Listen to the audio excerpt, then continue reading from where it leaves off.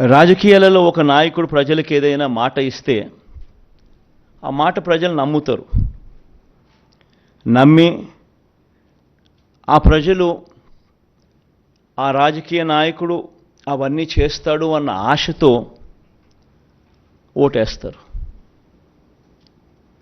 ఆ ఓటు వేసినప్పుడు ఆ ప్రజలు ఆ నమ్మకం మన మీద పెట్టినప్పుడు మనం చేయాల్సింది ఏమిటి? వారి నమ్మకంతో ఆడుకోవడమా? వారి మనోభావాలతో ఆడుకోవడమా?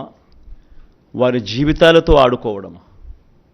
మనం చేయాల్సింది వాళ్ళ ఇంట్లో వాళ్ళ బిడ్డగా చెప్పిన ప్రతి మాట అమలు చేస్తూ వాళ్ళను చెయ్యి పట్టుకుని నడిపించగలగడమే లీడర్షిప్ అంటే.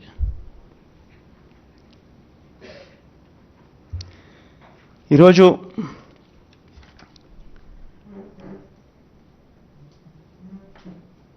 పేదవాళ్ళ పరిస్థితి ఏమిటి, ఎలా ఉన్నారు, ఎలా బ్రతుకుతా ఉన్నారు, ఎలా బ్రతికారు అని నా 3648 కిలోమీటర్లు సాగిన నా పాదయాత్రలో నా కళ్ళారా నేను చూసినప్పుడు వాళ్ళ దగ్గరికి నేను పోయినప్పుడు చూసినప్పుడు పేదవాళ్ళ పరిస్థితి ఏమిటి అని చెప్పి గమనిస్తే పిల్లలను చదివించలేని పరిస్థితి, చదివించాలని ఆరాటం ఉన్న తల్లులకు. ఎందుకంటే మొట్టమొదటగా కడుపు నిండితే తప్పనిచ్చి ఆ తర్వాతనే చదువులు గుర్తుకొస్తాయి. అలాంటి పరిస్థితుల నుంచి ఫీజులు కట్టలేక పిల్లలు చదువులు మానేసిన పరిస్థితి, పిల్లలు తమ తండ్రులు ఆ ఫీజులు కట్టలేని పరిస్థితిని చూసి పిల్లలు ఆత్మహత్యలు చేసుకున్న పరిస్థితి, ఇంజనీరింగ్ చదువుతా ఉన్న పిల్లలు. ఇవన్నీ నా కళ్ళారా చూసా.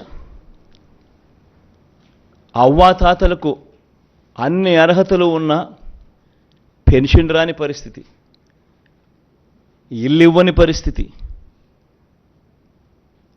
రేషన్ కావాలన్నా మరుగుదొడ్లు కావాలన్నా సబ్సిడీ మీద ఇచ్చే లోన్లు ఇచ్చి అరకొర ఆ ఊర్లో ఇద్దరికో ముగ్గురికో ఇస్తా ఉన్న వాటికి కూడా ప్రతిదానికి లంచం లంచం లంచం, వివక్ష వివక్ష వివక్ష. ఈ మ్యాన్ మేడ్ ప్రాబ్లమ్స్ను, రాజకీయ నాయకులు సృష్టించిన ప్రాబ్లమ్స్ను, రాజకీయ పార్టీలు సృష్టించిన ప్రాబ్లమ్స్కు,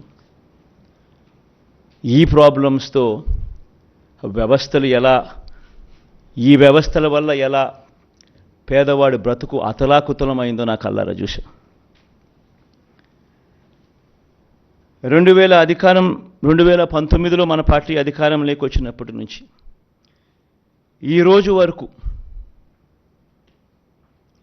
ప్రతి అడుగు కూడా నేను చూసిన ఆ సమస్యలకు సొల్యూషన్ వెతుకుతూ ఆ సొల్యూషన్ను మేనిఫెస్టోలో పెట్టి ఆ సొల్యూషన్ను తీసుకొస్తూ ఈ 58 నెలల పాలన సాగింది.